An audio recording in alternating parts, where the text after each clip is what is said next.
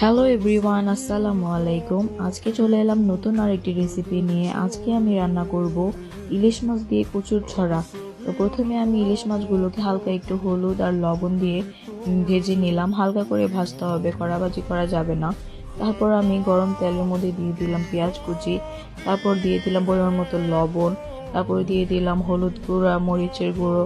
তারপর একটু কষানো হয়ে গেলে দিয়ে দিলাম আমাদের কেটে রাখা, পরিষ্কার করে রাখা আমাদের কচুর ছড়াগুলো দিয়ে ভালো করে কষানো হয়ে গেলে দিয়ে দিলাম পরিমাণ মতো পানি। যখন 80% সিদ্ধ হয়ে যাবে তারপর দিয়ে দিলাম আমাদের দুইটা টমেটোকে স্লাইস করে, আর সাথে দিয়েছিলাম আমাদের ভেজে রাখা ইলিশ মাছগুলোকে।